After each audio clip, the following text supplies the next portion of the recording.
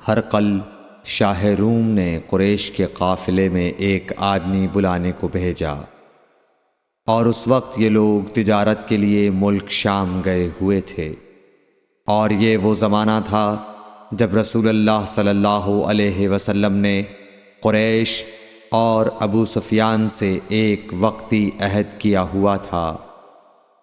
جب ابو سفیان اور دوسرے لوگ ہرقل کے پاس ایلیا پہنچے جہاں ہرقل نے دربار طلب کیا تھا، اس کے گرد روم کے بڑے بڑے لوگ، علماء، وزراء و امراء بیٹھے ہوئے تھے۔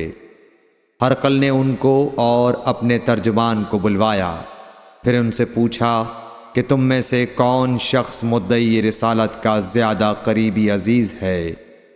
ابو سفیان کہتے ہیں کہ میں بول اٹھا کہ میں اس کا سب سے زیادہ قریبی رشتہ دار ہوں۔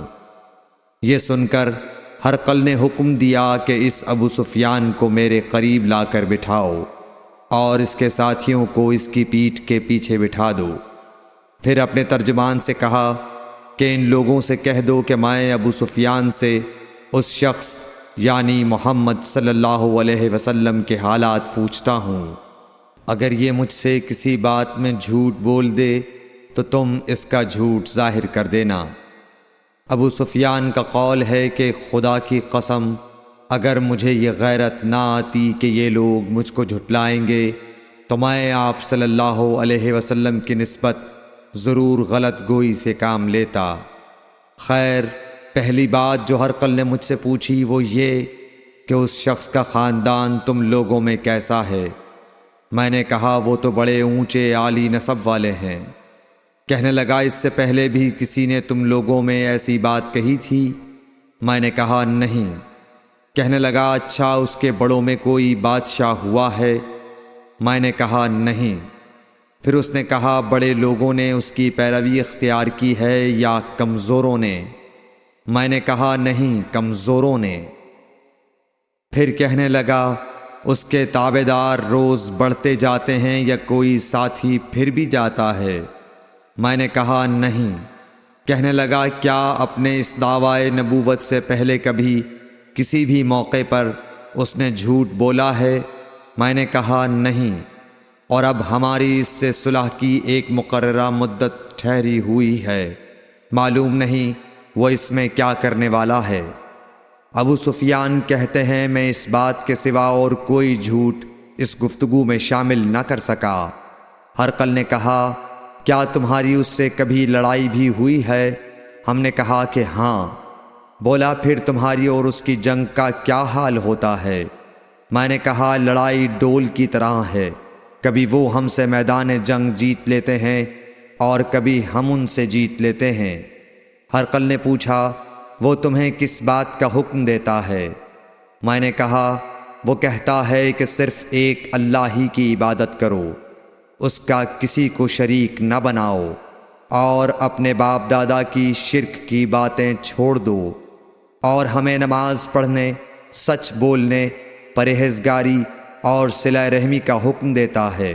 یہ سب سن کر پھر ہرقل نے اپنے ترجمان سے کہا کہ ابو سفیان سے کہہ دے کہ میں نے تم سے اس کا نسب پوچھا تو تم نے کہا کہ وہ ہم سے عالی نسب ہے، اور پیغمبر اپنی قوم میں عالی نسب ہی بھیجے جایا کرتے ہیں۔ میں نے تم سے پوچھا کہ دعوی نبوت کی یہ بات تمہارے اندر اس سے پہلے کسی اور نے بھی کہی تھی؟ تو تم نے جواب دیا کہ نہیں۔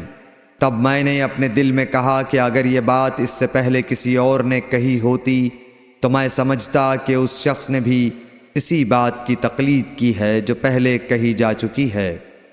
میں نے تم سے پوچھا کہ اس کے بڑوں میں کوئی بادشاہ بھی گزرا ہے؟ تو تم نے کہا کہ نہیں۔ تو میں نے دل میں کہا کہ ان کے بزرگوں میں سے کوئی بادشاہ ہوا ہوگا تو کہہ دوں گا کہ وہ شخص اس بہانے اپنے آباء و اجداد کی بادشاہت اور ان کا ملک دوبارہ حاصل کرنا چاہتا ہے۔ اور میں نے تم سے پوچھا کہ اس بات کے کہنے یعنی پیغمبری کا دعویٰ کرنے سے پہلے تم نے کبھی اس کو دروغ گوئی کا الزام لگایا ہے؟ تم نے کہا کہ نہیں۔ تو میں نے سمجھ لیا کہ جو شخص آدمیوں کے ساتھ دروغ گوئی سے بچے وہ اللہ کے بارے میں کیسے جھوٹی بات کہہ سکتا ہے۔ اور میں نے تم سے پوچھا کہ بڑے لوگ اس کے پیرو ہوتے ہیں یا کمزور آدمی؟ تم نے کہا کمزوروں نے اس کی اتباع کی ہے۔ تو دراصل یہی لوگ پیغمبروں کے متبعین ہوتے ہیں۔ اور میں نے تم سے پوچھا کہ اس کے ساتھی بڑھ رہے ہیں یا کم ہو رہے ہیں؟ تم نے کہا کہ وہ بڑھ رہے ہیں، اور ایمان کی کیفیت یہی ہوتی ہے حتیٰ کہ وہ کامل ہو جاتا ہے۔ اور میں نے تم سے پوچھا کہ آیا کوئی شخص اس کے دین سے ناخوش ہو کر مرتد بھی ہو جاتا ہے؟ تم نے کہا نہیں۔ تو ایمان کی خاصیت بھی یہی ہے، جن کے دلوں میں اس کی مسرت رچ بس جائے وہ اس سے لوٹا نہیں کرتے۔ اور میں نے تم سے پوچھا کہ آیا وہ کبھی عہد شکنی کرتے ہیں؟ تم نے کہا نہیں۔ پیغمبروں کا یہی حال ہوتا ہے، وہ عہد کی خلاف ورزی نہیں کرتے۔ اور میں نے تم سے کہا کہ وہ تم سے کس چیز کے لیے کہتے ہیں؟ تم نے کہا کہ وہ ہمیں حکم دیتے ہیں کہ اللہ کی عبادت کرو، اس کے ساتھ کسی کو شریک نہ ٹھہراؤ، اور تمہیں بتوں کی پرستش سے روکتے ہیں، سچ بولنے اور پرہیزگاری کا حکم دیتے ہیں۔ لہٰذا اگر یہ باتیں جو تم کہہ رہے ہو سچ ہیں تو ان قریب وہ اس جگہ کا مالک ہو جائے گا کہ جہاں میرے یہ دونوں پاؤں ہیں۔ مجھے معلوم تھا کہ وہ پیغمبر آنے والا ہے، مگر مجھے یہ معلوم نہیں تھا کہ وہ تمہارے اندر ہوگا۔ اگر میں جانتا کہ اس تک پہنچ سکوں گا تو اس سے ملنے کے لیے ہر تکلیف گوارا کرتا۔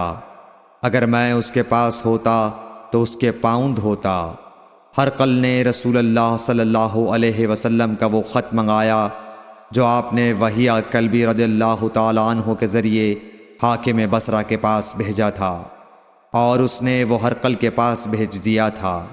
پھر اس کو پڑھا تو اس میں لکھا تھا، اللہ کے نام کے ساتھ جو نہایت مہربان اور رحم والا ہے۔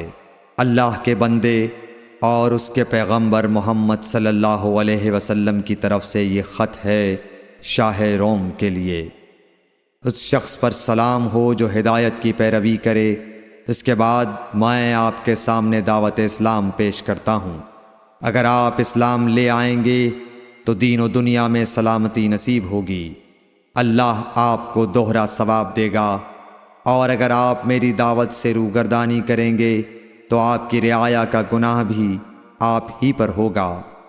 اور اے اہل کتاب، ایک ایسی بات پر آ جاؤ جو ہمارے اور تمہارے درمیان یکساں ہے، وہ یہ کہ ہم اللہ کے سوا کسی کی عبادت نہ کریں اور کسی کو اس کا شریک نہ ٹھہرائیں، اور نہ ہم میں سے کوئی کسی کو خدا کے سوا اپنا رب بنائے۔ پھر اگر وہ اہل کتاب اس کتاب سے منہ پھیر لیں تو مسلمانوں، تم ان سے کہہ دو کہ تم مانو یا نہ مانو، ہم ایک خدا کے اطاعت گزار ہیں۔ ابو سفیان کہتے ہیں، جب ہرقل نے جو کچھ کہنا تھا کہہ دیا اور خط پڑھ کر فارغ ہوا تو اس کے ارد گرد بہت شور و غوغا ہوا، بہت سی آوازیں اٹھیں اور ہمیں باہر نکال دیا گیا۔ تب میں نے اپنے ساتھیوں سے کہا کہ ابو کبشہ کے بیٹے حضرت صلی اللہ علیہ وسلم کا معاملہ تو بہت بڑھ گیا۔ دیکھو تو اس سے بنی اصفر روم کا بادشاہ بھی ڈرتا ہے۔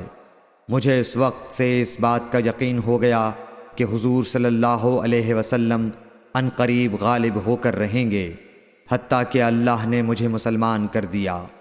راوی کا بیان ہے کہ ابن ناطور ایلیا کا حاکم ہرقل کا مصاحب اور شام کے نصارہ کا لاٹ پادری بیان کرتا تھا کہ ہرقل جب ایلیا آیا ایک دن صبح کو پریشان اٹھا تو اس کے درباریوں نے دریافت کیا کہ آج ہم آپ کی حالت بدلی ہوئی پاتے ہیں، کیا وجہ ہے؟ ابن ناطور کا بیان ہے کہ ہرقل نجومی تھا، علم نجوم میں وہ پوری مہارت رکھتا تھا۔ اس نے اپنے ہم نشینوں کو بتایا کہ میں نے آج رات ستاروں پر نظر ڈالی تو دیکھا کہ ختنہ کرنے والوں کا بادشاہ ہمارے ملک پر غالب آ گیا ہے۔ بھلا اس زمانے میں کون لوگ ختنہ کرتے ہیں؟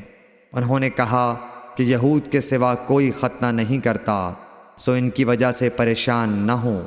سلطنت کے تمام شہروں میں یہ حکم لکھ بھیجیے کہ وہاں جتنے یہودی ہوں سب قتل کر دیے جائیں۔ وہ لوگ انہی باتوں میں مشغول تھے کہ ہرقل کے پاس ایک آدمی لایا گیا جسے شاہ غسان نے بھیجا تھا۔ اس نے رسول اللہ صلی اللہ علیہ وسلم کے حالات بیان کیے۔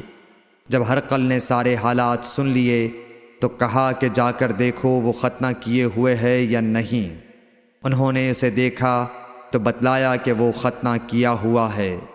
ہرقل نے جب اس شخص سے عرب کے بارے میں پوچھا تو اس نے بتلایا کہ وہ ختنہ کرتے ہیں۔ تب ہرقل نے کہا کہ یہی محمد صلی اللہ علیہ وسلم اس امت کے بادشاہ ہیں جو پیدا ہو چکے ہیں۔ پھر اس نے اپنے ایک دوست کو رومیہ خط لکھا اور وہ بھی علم نجوم میں ہرقل کی طرح ماہر تھا۔ پھر وہاں سے ہرقل حمص چلا گیا۔ ابھی حمص سے نکلا نہیں تھا کہ اس کے دوست کا خط اس کے جواب میں آ گیا۔ اس کی رائے بھی حضور صلی اللہ علیہ وسلم کے ظہور کے بارے میں ہرقل کے موافق تھی کہ محمد صلی اللہ علیہ وسلم واقعی پیغمبر ہیں۔ اس کے بعد ہرقل نے روم کے بڑے آدمیوں کو اپنے حمص کے محل میں طلب کیا اور اس کے حکم سے محل کے دروازے بند کر لیے گئے۔ پھر وہ اپنے خاص محل سے باہر آیا اور کہا، اے روم والو، کیا ہدایت اور کامیابی میں کچھ حصہ تمہارے لیے بھی ہے؟ اگر تم اپنی سلطنت کی بقا چاہتے ہو تو پھر اس نبی صلی اللہ علیہ وسلم کی بیعت کر لو اور مسلمان ہو جاؤ۔ یہ سننا تھا کہ پھر لوگ وحشی گدھوں کی طرح دروازوں کی طرف دوڑے مگر انہیں بند پایا۔ آخر جب ہرقل نے اس بات سے ان کی یہ نفرت دیکھی اور ان کے ایمان لانے سے مایوس ہو گیا تو کہنے لگا کہ ان لوگوں کو میرے پاس لاؤ۔ جب وہ دوبارہ آئے تو اس نے کہا، میں نے جو بات کہی تھی اس سے تمہاری دینی پختگی کی آزمائش مقصود تھی، سو وہ میں نے دیکھ لی۔ تب یہ بات سن کر وہ سب کے سب اس کے سامنے سجدے میں گر پڑے اور اس سے خوش ہو گئے۔ بالآخر ہرقل کی آخری حالت یہی رہی۔ صحیح بخاری حدیث نمبر 7۔